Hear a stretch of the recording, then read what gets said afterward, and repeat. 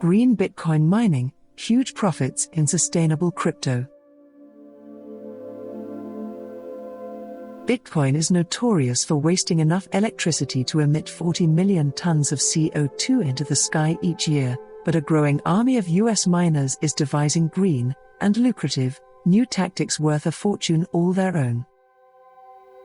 Bill Spence was growing up in rural western Pennsylvania in the early 1970s, playing with his friends on piles of coal ash, unaware to the deadly heavy metals directly beneath his feet. After working as an oil industry engineer in the West, he returned home in the 1990s to find the heaps, known as gob, for bituminous rubbish, still pockmarking the countryside. The current concern is that these unlined pits are releasing dangerous poisons into the groundwater, or that they will catch fire and pollute the air as well. 38 of Pennsylvania's 772 gob piles are blazing. So Spence, now 63, embarked on a mission to cut down the piles, restore the land, and make money in the process. In 2017, he purchased the scrubgrass generating power plant in Venango County, north of Pittsburgh, which was specifically constructed to burn gob. However, gob is a poor fuel, and the plant was barely profitable. Later that year, he left the company after being diagnosed with pancreatic failure and kidney cancer, which he believes may have been caused by his early gob exposure. He became bored and began playing in cryptocurrencies, having an epiphany moment when he realized he could make the scrubgrass numbers work by converting gob to Bitcoin. Spence is back at work after undergoing surgery and being removed from a feeding tube, transforming the byproducts of 20th century heavy industry into 21st century digital gold. Scrubgrass' 85,000 kilowatt output is now utilized to power sophisticated, energy-hungry computers that validate Bitcoin transactions and compete with computers all over the world to solve computational problems and win new Bitcoins, a process known as mining. Scrubgrass earns an estimated 20 cents or more per kilowatt hour from mining, compared to only 3 cents selling to the power grid, depending on the price of Bitcoin, which has recently been fluctuating around $35,000. Furthermore, because the plant securely disposes of gob, it receives Pennsylvania renewable energy tax credits, which are presently worth around 2 cents per kWh, the same as those available for hydropower. Spence is part of a growing group of American Bitcoin miners who are repurposing one of the cryptocurrency's major liabilities, its insatiable need for energy, as an asset. These crypto power entrepreneurs are prospering by turning digital lemons into green lemonade, whether they are removing waste fuels like gob, balancing the electric grid in Texas, or tapping into flaring at oil and gas sites. And, with nations such as China, Indonesia, and Iran either restricting or outright prohibiting Bitcoin mining, the opportunity for local manufacturers has never been bigger. According to the University of Cambridge Center for Alternative Finance, the United States has expanded from a 4% share 2 years ago to the world's second largest miner, accounting for 17% of all new Bitcoins. Despite all of Bitcoin's ostensible advantages, it is evident that the currency is a nightmare for the environment.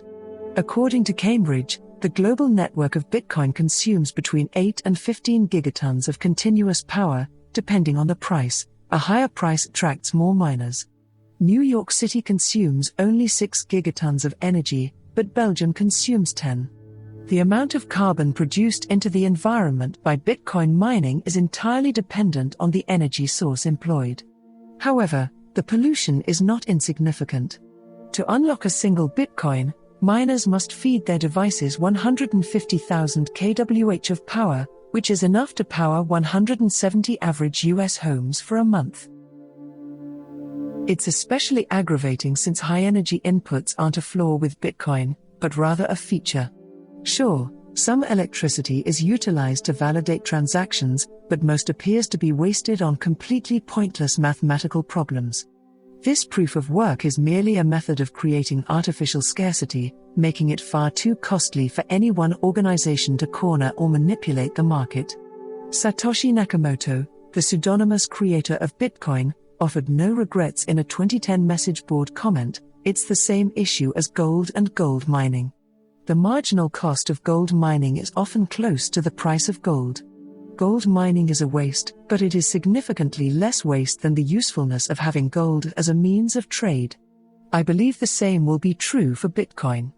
The value of the exchanges enabled by Bitcoin will greatly outweigh the amount of electricity used. The terawatt-terra. As the value of Bitcoin climbs, so does the amount of energy needed by its global network, as more miners join in with their powerful computers to solve mathematical problems. When Bitcoin reached a high of $64,654 in April, its network was wasting enough energy to power the whole state of Georgia. The system could, of course, have been constructed differently. There are genuine cryptocurrencies, such as Ethereum, Cardano, Stellar, Ripple's XRP, and Algorand, that utilize far less energy than Bitcoin or are being changed to use far less energy. Ethereum, for example, will go from proof of work to proof of stake next year, which will reduce energy use by 99.95%. There's even a new currency called Candela, whose protocol necessitates solar-powered mining. But Bitcoin isn't going away. Its first-mover advantage has resulted in a recent market valuation of $700 billion, which is more than the combined value of the next 5 most valuable cryptocurrencies. The second most popular cryptocurrency, Ether, has a market cap of $250 billion, and Bitcoin mining is unlikely to become any less energy-intensive in the near future. Its algorithm forces miners to compete to unlock each new coin, and this rivalry will continue until the last Bitcoin is produced, which is expected to happen around 2140. It takes 1 million times more energy to register a transaction on the Bitcoin blockchain than it does to process one on Visa's bank network. Proponents claim that a new Lightning transaction network built on top of Bitcoin might make it even more efficient than Visa. If you believe it is false money, any level of energy use will be excessive, says Ted Rogers, vice chairman of Greenidge Generation Holdings, which owns a power plant and Bitcoin mining operation on Lake Seneca in upstate New York. However, Bitcoin is not going away, and it will become the global reserve currency and the focal point of the future financial world. If you believe Bitcoin is a forgery, then any level of energy use will be excessive. Ted Rogers, Greenidge Generation Holdings vice chairman. Look no further than Texas to demonstrate how environmentally friendly Bitcoin may be. The state's autonomous electricity grid notably failed during last winter's harsh frost. Dozens of electricity facilities were shut down, inflicting billions of dollars in property damage, and some retail customers were hit with bills as high as $17,000 per month. While the leaders of the ironically called Electric Reliability Council of Texas have since departed, the state's policymakers have done nothing to alter the system except for mandating that plants prepare better for winter weather. Fortunately, the free market appears to be stepping in, with 16 gigatons of new wind and solar projects slated to go up in West Texas over the next year.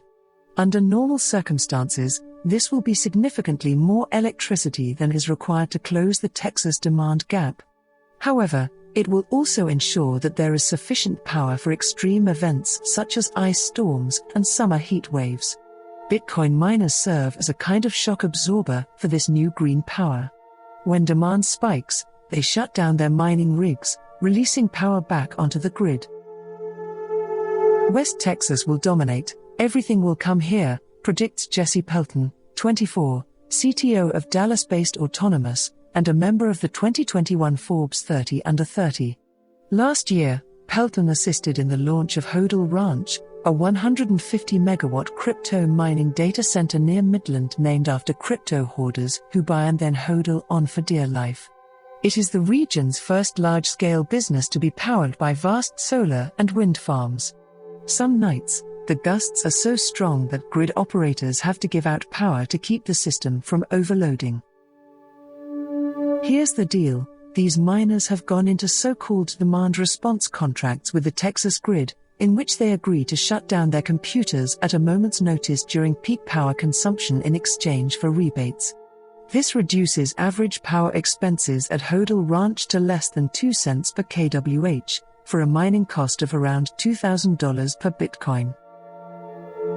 Bitcoin miners in Texas operate as a shock absorber for new green power, purchasing electricity when it is not needed and shutting down their rigs when demand spikes. The largest Bitcoin mining operation in the United States is also in Texas, run by publicly traded Riot Blockchain, $3 billion market value, in Rockdale, northeast of Austin, near a massive interconnection that transports 5,000 megawatts of grid power through a maze of transformers and high-voltage wires.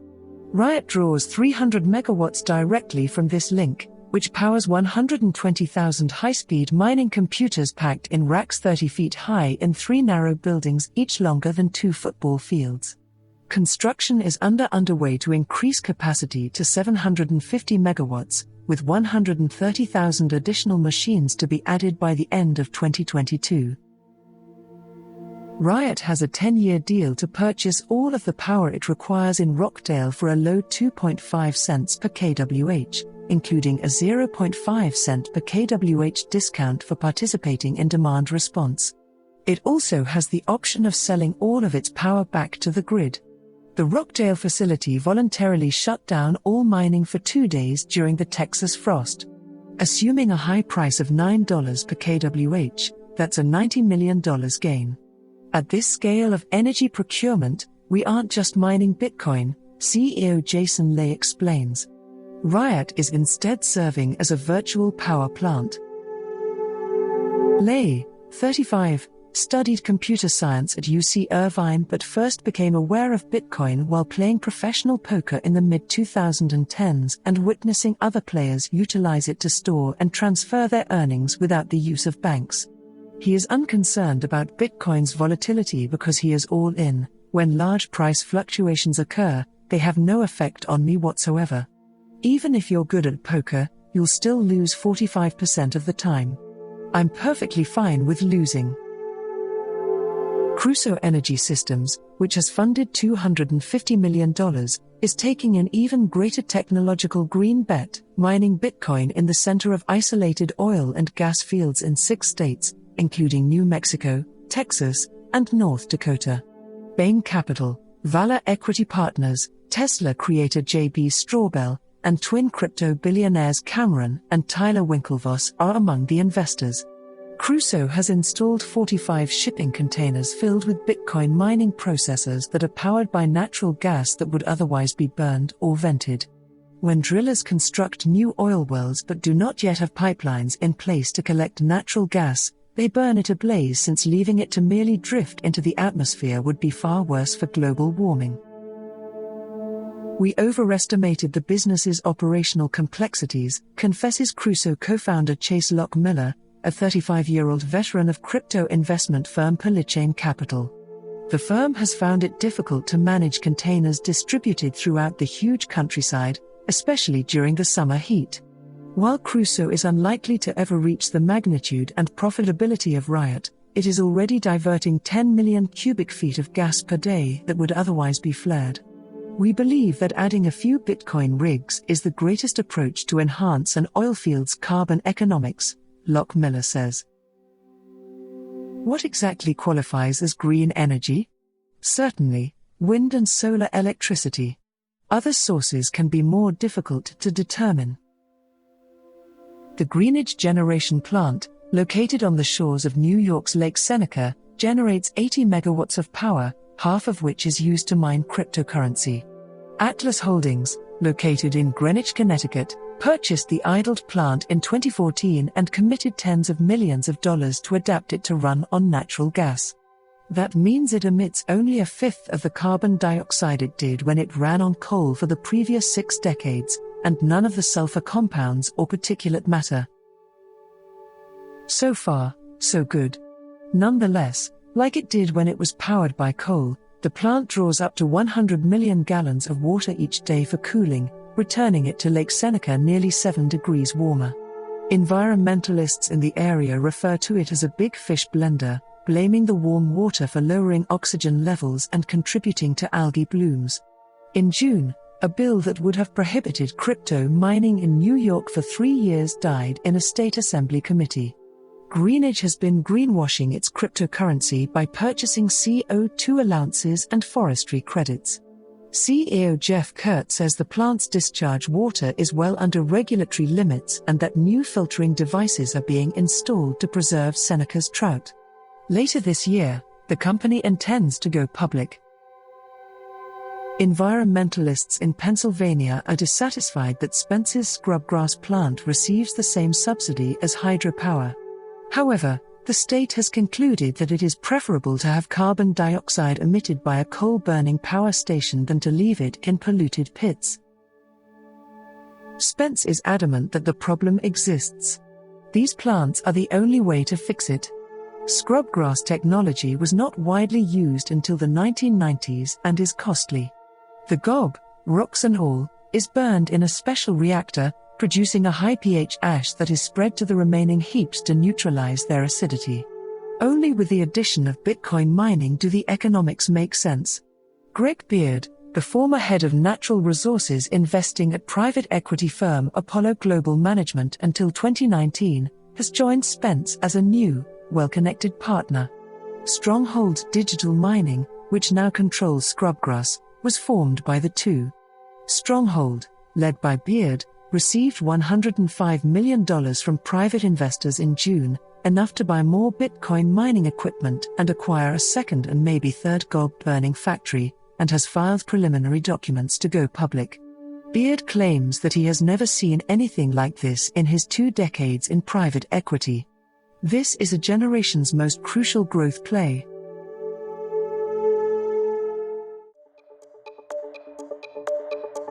We hope you enjoyed watching and listening to this video. Please let us know your opinion in the comments area below. If you found our content useful, please like it and share it with your friends.